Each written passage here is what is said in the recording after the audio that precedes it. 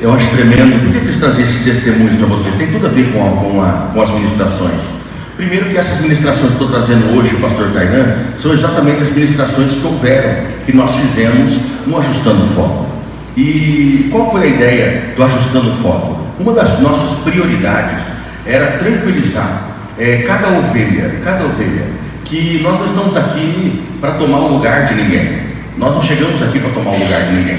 Nós também não viemos aqui para desconstruir aquilo que foi construído. Nós não trabalhamos como a política muitas vezes trabalha. Um constrói, o outro muda e assim vai indo. Não há continuidade. Nós somos uma igreja. E a ideia nossa era exatamente isso: preservar a visão dessa igreja de 20 anos atrás, trazer consigo a restauração, trazer para a modernidade e colocar isso como um operacional para que a gente tocasse a vida. E foi muito bom, porque foi um tempo de muita comunhão.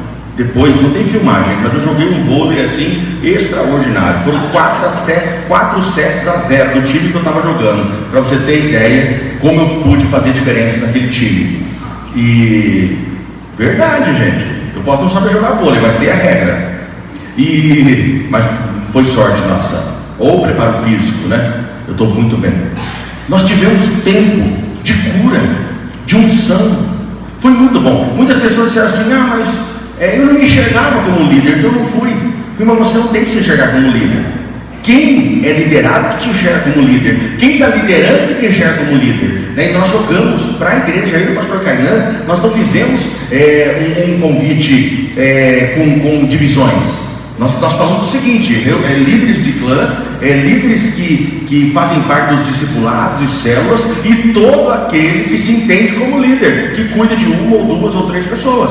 Ou seja, qualquer um de vocês poderiam estar conosco. E algumas pessoas nos surpreenderam, estiveram e foram impactadas por aquilo. E algo tão simples que eu e o pastor Kainan fizemos, que na verdade a gente achou que era simples. Nós não imaginávamos que seria tão grandioso o resultado. Nós estávamos lá em 45 pessoas e a gente louva a Deus por isso, porque são 45 pessoas ouvindo a visão, ouvindo aquilo que a igreja tem planejado em todos os aspectos. E foi muito bom. E isso finda-se com o concílio no dia 2, agora próximo, às 8 horas da manhã, onde a gente vai ter uma reunião aqui administrativa com a igreja. Então eu vou dizer para você assim, próxima edição vai ser mais resumida, vai acontecer na igreja e vai ser já no segundo semestre.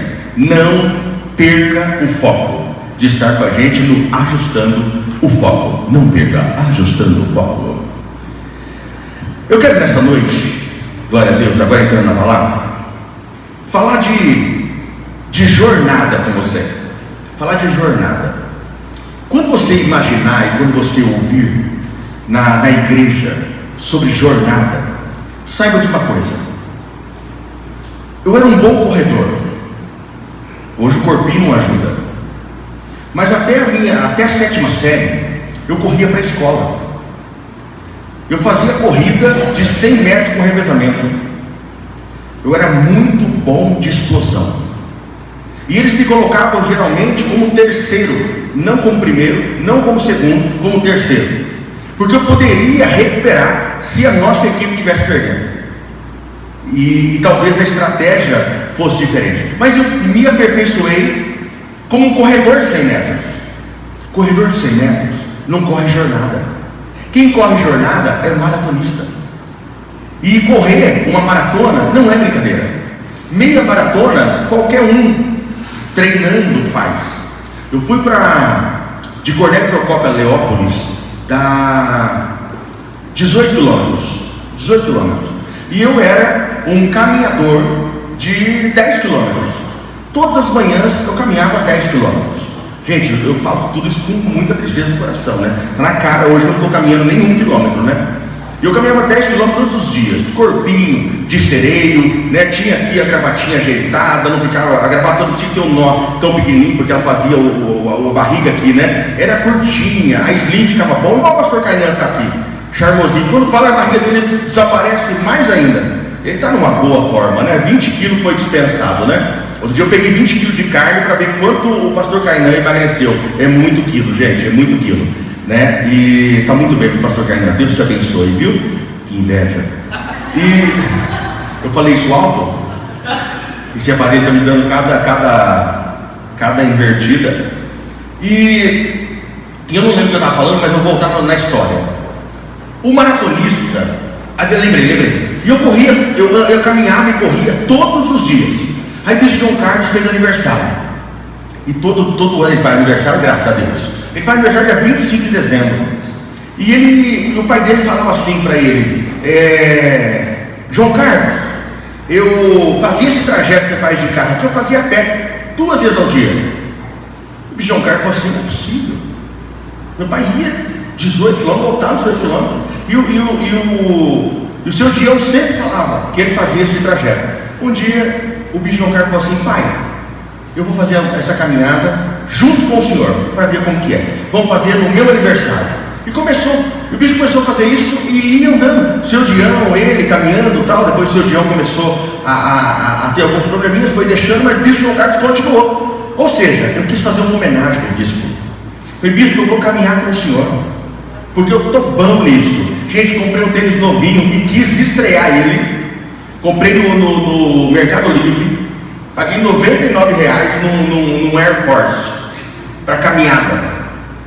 E tinha aquele negócio aqui atrás, aquela borrachinha e tal. Eu falei: é o negócio da minha vida, Pus uma meia pequenininha no pé, aquelas meinhas que só fica até o calcanhar. Levei uma mochila com água e falei: eu vou caminhar. Gente, comecei a caminhar 8h30 da manhã. Aí eu me senti um cara e comecei a acelerar e impor um ritmo diferente. Bispo João Carlos olhou, pensa um cara que não gosta de perder. Ele tem uma competição dentro da alma, né? Eu levei 2 amigos comigo, amigo da onça, porque os 2 me abandonaram. Nessa brincadeira eu impus o ritmo e aí o pessoal foi junto. Só que eu era um caminhador de jornada pequena, 10 km urbano. Gente, 18 km de estrada, sol, muito calor. O pessoal foi se distanciando. O bispo sumiu da minha vista. A minha esperança era o pastor Aldir. E aí tinha um menininho. Ele estava todo rosado, suado, morto. Eu também estava, mas eu disfarcei. E conversei com ele assim: você está vendo como a igreja funciona? O discipulado é assim. Nós chegamos todo mundo junto, alegre, contente. E aí, aqueles que nós demos a mão no início, nós largamos a mão, porque achamos que eles já são grandes. Por exemplo, olha onde está o Bispo João Carlos. Olha onde está a primeira comitiva. Cadê os meus parceiros que eu trouxe? Um parecia um haitiano. Ele não tirava o pé do chão e falei assim: ó, gente, eu fiquei com uma raiva daquele menino. Ah, pastor, tem terra, é asfalto, é isso? Eu não sei, é estrada. Nunca vi isso na minha vida. Caminhão passando e a orelha chega até a balançar, né? Nunca vi isso. E aí fomos indo, explicando para ele. Ele olhou para minha cara e falou assim: entendi, pastor. E começou com aquele cabelinho grande dele, aquele rostinho rosado, aquele monte de suor, aquele excesso de gordura boa. Gente, saiu. Foi indo embora. Eu só vi aquele cabelinho loirinho dele balançando. Falei: ele não entendeu nada, ele vai me deixar aqui. Gente, o desânimo bateu. Aquele tênis de R$100, ele derreteu, solado. A bolha estourou do pé, do tênis e depois do meu pé. Eu andava mancando. Eu via as mangas do chão, eu desejava comer a comida dos corvos. Eu via aquelas mangas caídas no chão, eu tenho que comer uma manga dessa. Eu olhava a minha água, tinha acabado, meu último pitada de água, não via socorro. Sentei no meio-fio à direita, sinalizei para pedir carona. Gente, ninguém fez. Eu falei: mas eu tenho que terminar essa jornada. Eu falei com o bispo que eu ia fazer essa homenagem a ele. Aí eu olhei lá longe, aí tinha uma senhorinha, bem velhinha, pastor Aldir, a mais ou menos uns 2 quilômetros. Eu vou alcançar essa mulher. E alcancei ela. Gente, terminei a jornada com a pastora Aldir. Nós chegamos 2 horas depois que todo mundo. Quando eu estou chegando, vem um tio do Bispo João Carlos, deve estar hoje com 118 anos. Ele tinha 96 na época. Ele voltou correndo e falou assim: vocês estão mole, vocês estão mole. Se ele soubesse a dor que eu estava no pé, que eu já tinha almejado com minha manga atrás no chão, ele não tinha feito aquela gracinha. Se tivesse um buraco bem fundo, não tivesse ninguém vendo, ele não existiria mais. Ele sabia como estava. Gente, a jornada não é para qualquer um. Jesus nos chamou. E a jornada que eu quero falar para você hoje aqui é uma jornada de 450, 470 anos, da promessa ao cumprimento da promessa. Houve o desenrolar. Deus falou, né, a Abraão. Deus falou a Abraão, dizendo o seguinte: sai da tua casa, sai da tua parentela, que a terra que eu te mostrar vai ser tua herança. Passado muito e muito tempo, Abraão teve alguns percalços. Eu até peguei alguns versículos bíblicos, e esses números são interessantes. Em Gênesis 15:13 diz assim: então disse Abraão: saibas de certo que peregrina será a tua descendência em terra alheia, e será reduzida à escravidão, e será afligida por 400 anos. A promessa é a regra do jogo. A profecia é a regra da caminhada. Quando você ouve uma palavra profética, é o início de uma jornada. Quando você ouve uma palavra profética vindo do Senhor para o teu coração, é o início da jornada. Aí você tem um caminhar, né, até alcançar o êxito naquela promessa que foi dada. Eu dei o exemplo, preguei aqui mais ou menos umas 3 ou 4 semanas atrás, falando exatamente sobre isso. Que se Deus tivesse mostrado para José a sua jornada, quando José foi chamado para servir ao Senhor, para ser profeta do Senhor, se Deus houvesse falado, mostrasse para José a sua caminhada, dizendo assim: José, você vai ser rei, vai ser bambambam, mas porém, contudo, todavia, você vai ser vítima de uma tentativa de homicídio, você vai ser vítima de um homicídio, você vai ser colocado também como ocultação de cadáver, você vai ser acusado de adultério, e você vai ficar preso e vai, né, chorar onde a tua mãe não vai ver. Você acha que José, um menininho charmosinho, lindinho, criado para ser sonhador, ele ia aceitar essa pedida? Gente, claro que não iria. E é diferente, eu dei esse exemplo também quando eu ministrei, que se Deus falasse para mim hoje, que Ele tem uma jornada diferente para mim, gente, claro que eu concordaria e saberia, e eu iria para cima. Por quê? Hoje nós conhecemos Deus de uma forma diferente, e eu sei que eu cheguei até aqui onde eu estou, e eu passei por uma jornada. Ninguém vai nunca saber o que eu passei, ninguém vai nunca saber quais foram as dores, as tristezas, as lutas, os ganhos, ninguém vai saber, mas eu fiz uma jornada. Hoje, eu olhando dessa forma, eu digo: pode vir, Senhor, vamos embora. Eu estou no Bacaxiri hoje, e daqui 15 anos eu posso ir para outro lugar. Posso ouvir um amém? Obrigado, gente, valeu, Deus abençoe. Queria só ver se não consigo agora, por causa desse amenzinho seu, sem vergonha. O bispo assim: houve mudança no Bacaxiri, titular o fulano de tal. Aí não, porque eu não falei amém nos 15 anos do pastor, não ia adiantar chorar, você falou amém agora? Então fala amém, 15 anos. Então 15 anos, amém. 17, amém. Mais, pastor. Gente, a promessa é importante, mas nós temos que prestar atenção que da promessa ao cumprimento tem a jornada. Promessa do Senhor em Gênesis 12, 1-2. Ora, disse o Senhor a Abraão: sai da tua terra, da tua parentela, da casa do teu pai, e vai para a terra que eu te mostrarei, e te farei uma grande nação, e te abençoarei, e te engrandecerei o nome, e ser tu uma bênção. Versículo 12:2 me chama a atenção: de ti farei uma grande nação, e te abençoarei, e te engrandecerei o nome, ser tu uma bênção. O que é isso? Anda na minha presença, vai sendo perfeito.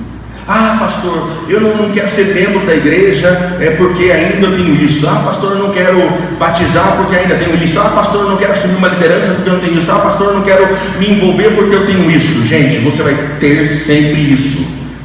Sempre isso. Você tem que fazer é andar na presença. E a presença te faz perfeito.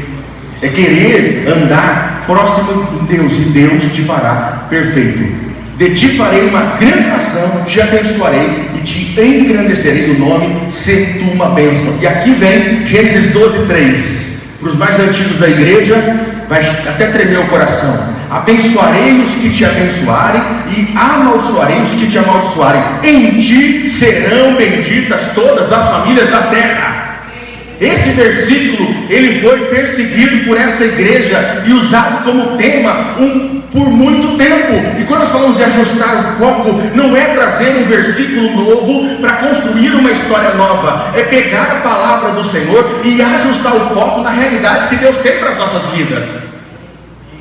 E em ti, eu e você, seremos e nos tornaremos benditos por todas as famílias da terra. Deus abençoou Abraão para que ele pudesse abençoar os outros. Ele nos abençoou para que as nossas famílias sejam abençoadas por nosso intermédio, tornando um canal de bênção do céu para aqueles que estão ao nosso redor. Eu disse que a jornada é muito importante, pois é o caminho entre a promessa e o cumprimento da promessa, o caminho do sucesso e o caminho do fracasso. Por que o ajustando o foco? Porque, e de onde vem esse nome? Esse nome vem de um projeto do bispo João Carlos, ajustando o foco. Por que ele começou com o projeto Ajustando o Foco? Inclusive está na página, ele tem uma página no YouTube, Ajustando o Foco, bispo João Carlos.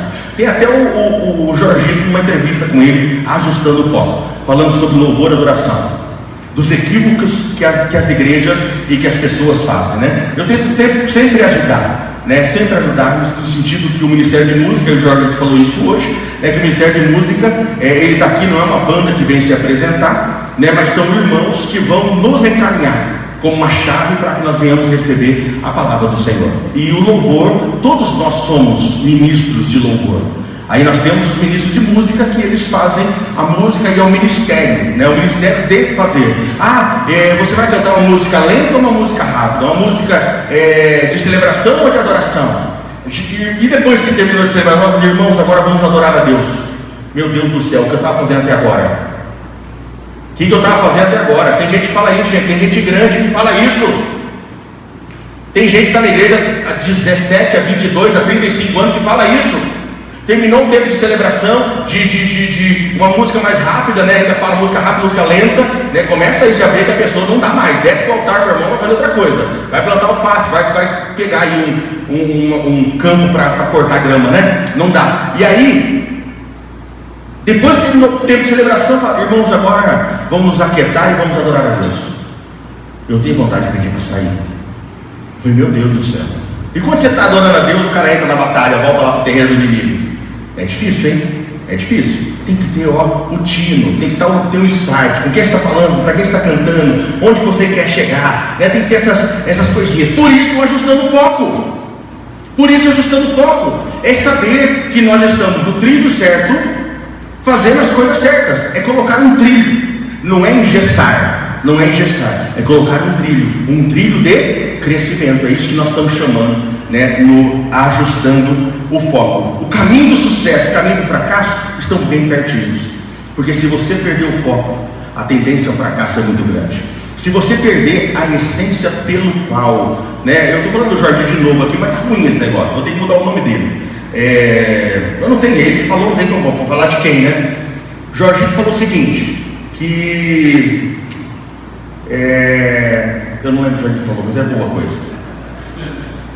O caminho de sucesso e o caminho de fracasso estão muito próximos, né? O trilho esqueci o que o Jorge falou, mas foi bom também. Ele foi no meio do louvor aqui, ele falou alguma coisa que foi muito interessante. Abraão, ele recebe a palavra do Senhor, mas a promessa, Deus, ela não se cumpre na vida de Abraão. Eu peguei aqui um resumo que começou o seguinte, no Gênesis que nós lemos, quando Deus chamou Abraão para que deixasse a parentela e fosse para uma determinada terra, este foi para Canaã. Ali ele peregrinou e criou sua família. O Senhor prometeu que daria aos descendentes de Abraão esta terra, Gênesis 2:7, e repetiu a promessa para Abraão em Gênesis 13, 14, 15, 16, 17. Isaac, Gênesis 26, e Jacó. E o Senhor explicou que o cumprimento ia demorar uns 400 anos. De fato, 400 anos depois do êxodo, o Senhor levantou Moisés, que libertou o povo do Egito e o conduziu à terra prometida. Por causa da incredulidade do seu povo, e a realização da promessa demorou mais do que eles esperavam. A promessa ainda não se cumpre com Moisés. A promessa se cumpre com o sucessor, com Josué. Em Josué se cumpre. E aí que eu passo para o pastor Kainan, como ele vai assumir isso, não sei. A promessa, ela não foi cumprida por merecimento, porque o povo não merecia. O povo merecia surra, o povo merecia ter padecido no deserto, o povo merecia qualquer coisa menos a terra prometida. Aí que nós enxergamos um Deus de infinita misericórdia. Por mais que a promessa existia, e por mais que o povo não merecia, mas mesmo assim Deus fez, valorizando alguns que fizeram diferente. Mesmo que nós nos desviemos daquilo que Deus nos quer, Ele traz nós de novo, repetidamente, na mesma cena, até que nós comecemos de forma diferente, para que venhamos receber do Senhor. Quando falamos da graça, agora falando do Novo Testamento, quando falamos da graça, falamos de favor imerecido. Nada que nós fizermos vai mudar o quanto Deus nos ama. Nada que nós deixarmos de fazer vai fazer com que Deus nos ame menos ou nos ame mais. Neste tempo, Deus nos chama para uma jornada e nós temos que continuar essa empreitada em nome de Jesus. Pastor Kainan. Amém, queridos. E é muito interessante porque quando nós falamos de jornada, a Bíblia ela expressa esse termo de diversas formas. Ela fala sobre correr a carreira, sobre ir à jornada que Deus nos tem proposta, sobre uma peregrinação.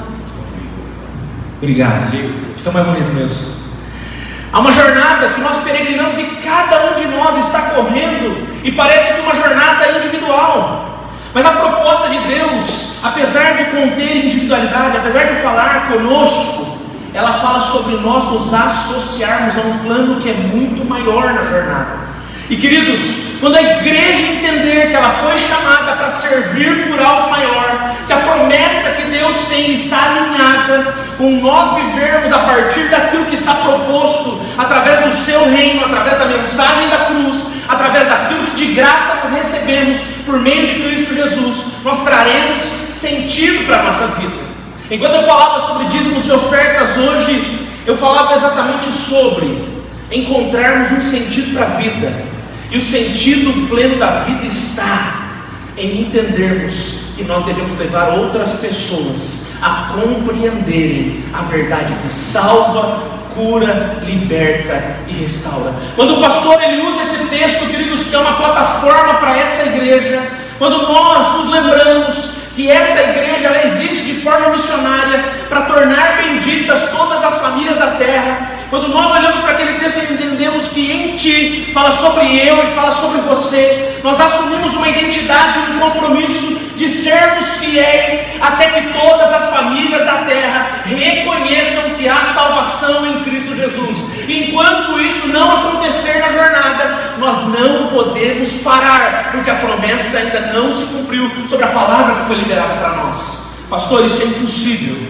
Queridos, nós estamos perseguindo uma missão, e a missão só se conclui quando o general disser fim. Quando Deus disser para nós, chegou a hora, combateram a carreira e retornem agora com os louros da vitória, do processo, aí nós faremos isso.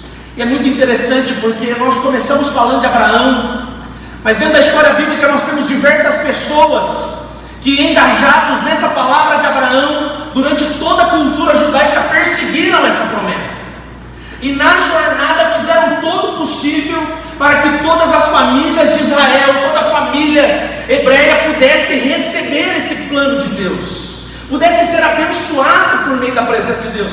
E querido, fala a verdade, sou só eu que quero que a minha família seja abençoada? Você quer que a sua família seja abençoada? Amém?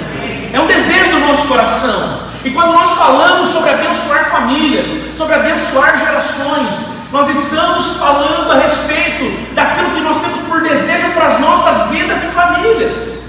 Porque não há como separar na jornada a forma como nós servimos a partir dos primeiros ambientes que o Senhor nos chama a servir. Quando eu olho para a vida de Abraão, eu percebo que Abraão foi chamado primeiramente a constituir um processo na sua família. Querido, a jornada de Abraão revela isso para nós. Deus disse para ele: olha, eu vou tornar bendita toda a família da terra através do modelo que eu estou gerando na tua família. Então sai do meio da tua parentela, obedece a minha palavra fielmente e persegue isso de todo o teu coração. E eu vou tornar as famílias benditas por meio daquilo que eu vou fazer através da tua família. E aí eu pergunto para você: como está a sua família nessa jornada? Como está o coração da sua casa nessa jornada? Onde está o coração da sua família no meio dessa chamada de Deus para nós, de sermos abençoadores da nossa família e através da nossa família de todas as famílias da terra? Porque Deus quer primeiramente me usar e te usar como servo e serva do Senhor nos ambientes mais íntimos da nossa vida. Atos capítulo de número 13, versículo 36 diz assim, que Davi antes de morrer serviu a sua geração. E essa palavra, ela veio de encontro ao meu coração enquanto nós construíamos esse processo do Ajustando Foco, pensando na vida da igreja, na sua vida. E quando o pastor abriu a nossa primeira ministração lá, e ele trouxe isso para nós hoje nessa noite, o Espírito Santo testificava no meu coração a respeito de quanto a família é importante, o quanto nós precisamos entender que a família, a igreja, é um conjunto de famílias que entenderam, que vivem de acordo com o plano e a bênção de Deus. E quando nós entendermos isso, quando nós vivermos isso, quando nós construirmos isso na jornada, queridos, nós vamos ser bem-sucedidos no projeto que Deus tem para a nossa vida e para a nossa casa. Queridos, não há como separar ser um servo de Deus, ser uma serva de Deus, dos projetos que Deus já confiou para nós. E aí a grande pergunta para nós é: será que, como Davi, a gente não tem desejado servir na jornada todas as famílias da terra e nos esquecemos da nossa família? Queridos, Davi teve um sucesso ministerial marcante. Davi foi o maior guerreiro que Israel conheceu. Ele conquistou diversas batalhas e guerras, mas ele sucumbiu dentro da sua própria casa. Eu tenho certeza, querido, se cada um de nós pudesse chegar, dar um tapinha no ombro, Davi, e dissesse a ele: Davi, parabéns pela sua jornada como rei, parabéns pela sua jornada como um adorador, um levita, como um servo de Deus, um compositor. Parabéns, Davi, porque você foi bem sucedido, já está terminando a carreira. Davi olharia nos nossos olhos e diria: mas você precisa conhecer uma parte da minha vida que eu não dei a atenção que eu deveria ter dado, e por causa disso eu não sinto que eu servi a minha geração como eu devia. Querido, ele serviu uma geração inteira, mas as pessoas mais íntimas, que deveriam ter enxergado a presença de Deus de forma mais íntima na vida de Davi, que deveriam ter tido o efeito da sua fé, que deveriam ter desfrutado do seu melhor serviço, essas pessoas não foram impactadas pela vida de Davi. E nós não queremos ser aqui no Bacaxiri uma igreja com muitas famílias que servem o mundo inteiro, influenciam a sociedade, que querem mudar a cultura do mundo, se nós não começarmos a mudar a cultura da nossa casa.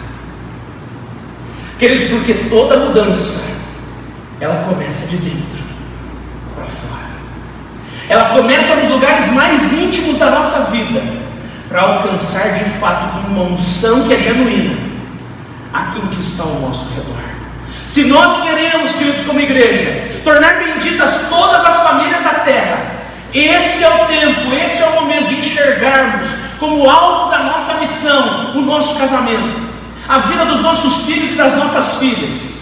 Está na hora de nós olharmos, queridos, que a construção que nós estamos fazendo precisa permear com honra o lugar mais íntimo, onde a nossa fé de fato é revelada, onde o nosso caráter é manifesto, onde de fato o primeiro discipulado da nossa vida acontece, queridos. Querido, eu conheci, e eu tenho certeza que você também, inúmeros homens de Deus no tempo em que eu tenho vivido a minha jornada.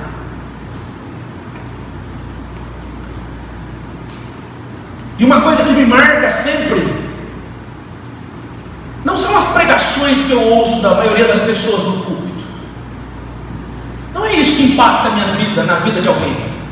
Não é um cara vir aqui e ele ser espetacular ministrando louvor, ele estar em evidência em algum momento. Isso não impacta o meu coração mais. Mas impacta o meu coração quando ele desce daqui e eu conheço a intimidade dele e eu sei que ele honra o seu casamento. Eu sei que ele tem ensinado os seus filhos no altar. Eu sei que ele tem assegurado e colocado baliza, ajustado o foco da sua família, para que a sua família chegue no último dia e seja totalmente abençoada pela promessa que há em Cristo Jesus.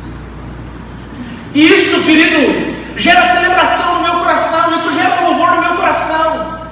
Gera louvor no meu coração, queridos, quando eu ouço o testemunho de uma família que está sendo restaurada.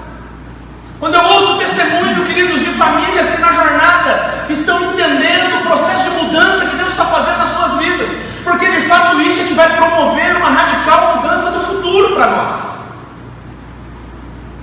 Se nós não nos permitirmos ser impactados nos lugares mais íntimos da nossa jornada, nós não vamos viver tudo aquilo que Deus tem para nós, como família e como grande família no Senhor. Há uma historinha que nós ouvimos falar quando nós falamos da cultura judaica. E a historinha conta que certo homem ele vivia em tenda. E ele estava lá naquela noite fria. O deserto é frio às vezes, todas as vezes, muito frio à noite, muito quente de dia. Ele estava dormindo, ele estava lá descansando. E a hora que ele acorda de madrugada meio assustado, ele percebe que o focinho do camelo está dentro daquela tenda. Ele pega uma vara no focinho do camelo. O camelo tira a cabeça para fora, mas começa a resmungar lá fora. E ele fala: "Tá frio, tá frio. Por favor, me deixa ficar com o focinho aí dentro, que pelo menos me aquece." Aí aquele rapaz pensa, fala: "Puxa, tá frio mesmo. Tá bom, põe o focinho aí." Passa-se mais um tempo da noite, e a hora que ele percebe, ele acorda, a cabeça do camelo está lá dentro da tenda, querido. E o frio já aumentou, a hora que ele olha para o camelo e fala: "Cara, você está passando o limite." E aí o camelo fala: "Você não tem ideia, está muito frio. E agora, se eu tirar a cabeça e ficar só com o focinho, há um risco de eu ficar doente, eu vou pegar um resfriado, vai acontecer alguma coisa comigo. Me permita ficar pelo menos com a cabeça aqui dentro." "Tá bom, camelo, tá jóia." Ele passa mais um pouco e o camelo vai devagarzinho entrando. Chega num momento, queridos, da história, o homem está do lado de fora da tenda e o camelo está morando na cama do cara. O que eu quero te dizer com isso? O que essa história traz para nós como moral? Tudo aquilo que nós vamos tolerando vai aumentando na nossa vida, vai aumentando na nossa família, vai nos impedindo de ver e viver aquilo que Deus tem na sua plenitude, de usufruir da plenitude daquilo que é para nós. Devagar nós vamos fazendo concessões, uma concessãozinha na agenda. Esse domingo eu estou mesmo muito cansado, trabalhei demais a semana inteira. Como se o pai não trabalhasse, como se Jesus não trabalhasse. Acho que é um versículo que diz isso. Meu pai trabalha, eu trabalho também. Eu acho que está na hora da gente entender que nós somos chamados para trabalhar para Jesus. E quando eu falo de trabalho, eu não falo de fardo, amém, querido? Porque quem faz aquilo que ama não carrega fardos, ele carrega júbilos de alegria. É isso que nós aprendemos. E queridos, muitos dos nossos filhos, eles estão hoje na juventude distante dos caminhos do Senhor. Por quê? Porque eles deveriam estar nos vendo servindo, mas eles nos veem escravos do dinheiro. Ele deveria estar nos vendo amando a presença de Deus, mas ele nos vê falando mal da igreja. Ele deveria enxergar a nossa vida numa entrega radical a uma declaração de missão que nós temos aqui há mais de 20 anos, ocupado em transformar famílias, gerações. Mas o nosso filho olha para nós E tudo que ele vê são pais e mães muitas vezes apaixonados pelos seus hobbies, pelos seus tempos de lazer. Querido, não é pecado ganhar dinheiro, não é pecado ter lazer. O pecado é ser escravo dessas coisas a ponto que nós não consigamos viver o que Deus tem para nós e para a nossa família. Essas pequenas concessões vão colocando o camelo dentro da nossa tenda e a gente nem vê. Dentro da igreja, queridos, sempre haverá dois tipos de pessoas. Aqueles que vêm a esse lugar para um bom estacionamento. Eu não falo só do Bacaxiri, tá? Aí eu abro e amplio isso. Eles vão usufruir de uma cadeira legal, de um som bem equipado, de um ministério de louvor para servir, de uma diaconia serva. Mas para eles está tudo certo viver assim.